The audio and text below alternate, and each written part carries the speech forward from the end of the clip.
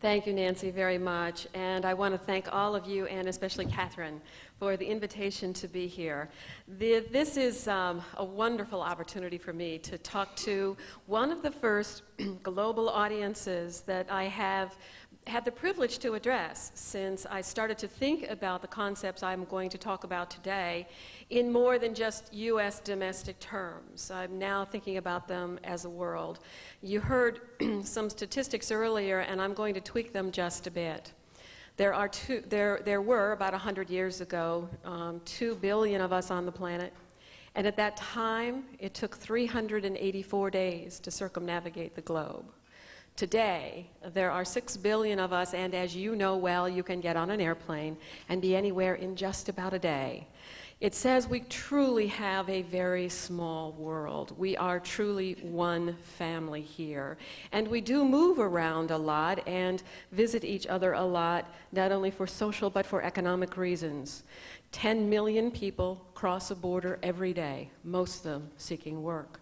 So those kinds of numbers have become very compelling to me as I think about what it means to heal and to provide healthcare services in the world. I don't have any slides. What I'm about to say is captured and is on the PBIRG website, so you will be able to find it there. There's no need really to take notes. I encourage you, however, if you want to write something, to begin to write what these kinds of concepts might mean to the work that you do and to that this industry does on a day-to-day basis, and also questions, because after this we're going to have a dialogue with you, and I think that's going to be an exciting way to end the morning. Before I continue, though, you know something about me. I want to know a little bit more about you. Are there pharmacists in the audience? Can I see a show of hands? Okay. How about nurses? Are there nurses here? What about physicians or surgeons? Can I see a show of hands? Yeah. Okay. Are there any healers here? That was a trick question. By the end of this morning's presentation and the time we have together, I hope I can convince you that you are all healers. And that during the time that we have together, that you will give some consideration to what it means now to be a healer, and particularly within this pharmaceutical industry, and particularly at a time in which you've heard such compelling challenges laid out for you today.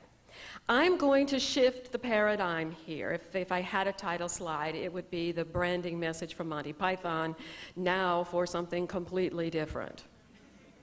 Now, why am I doing that? You heard that I have a very strong background and experience in both the public and the private sectors in public policy. I was very privileged. I was part of the Reagan administration.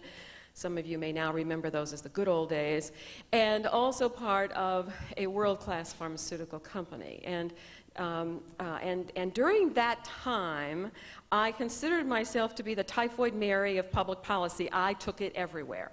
I was convinced, having come from a high-level government position, that policy was valuable. It was a way to identify problems and to seek out solutions and to create the relationships that would create the change that would improve the health of the people. And at the time, the people I cared about were principally in the United States, but also in the world as well.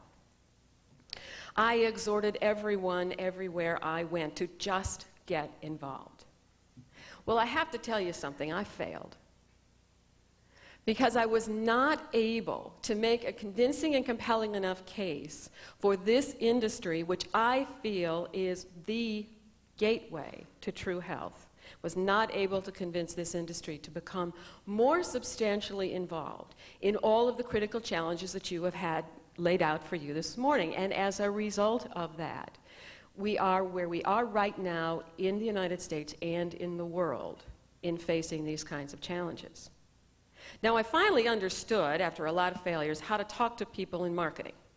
I finally convinced them that public policy and government affairs was not just a social play. It was not just a lot of fun, but that there were 4 critical things that government could do to you. Only 4. Government decides who's going to get into the market, how they are going to behave when they are there, whether they will make any money, and if they do, whether they will keep it. And I finally understood that that's what marketing was all about. Now, what I was unable to do was convince marketing that the people in government were their customers and that therefore they ought to be talking to them, they ought to be looking at them, they ought to be researching what their attitudes were. In addition to that, I also failed to show them how it was that the public, the constituency of these politicians and governments, drove the process. Government does not lead, it follows.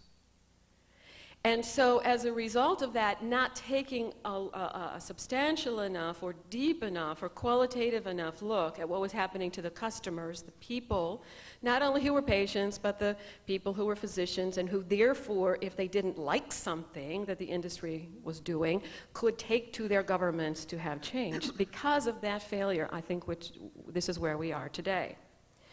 So what I did was retire to the privacy of my own study for a couple of months and think about this.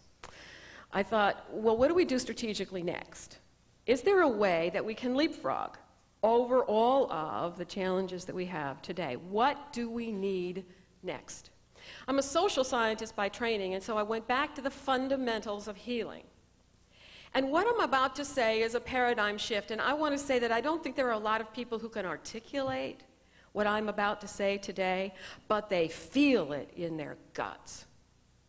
And so when I talk about it, they shake their heads and they say, yeah, you're right. This is where we are today. And where we are today as healers within the pharmaceutical sector is that the public feels that we have broken the healer's covenant with them. Now, I want to tell you, healers historically have held a very privileged place within their society, and I'll explain why in just a minute. Healers were always rewarded. Profit is not a dirty word for a healer. Healers were always given the resources that they needed in order to sustain themselves and the healing ventures that they needed within the communities that they served. But they dared not deny their healing services to anyone who needed it. And I think that's what the public is telling the industry today. You have denied us the value of what you have produced. So is innovation enough? No, it is not.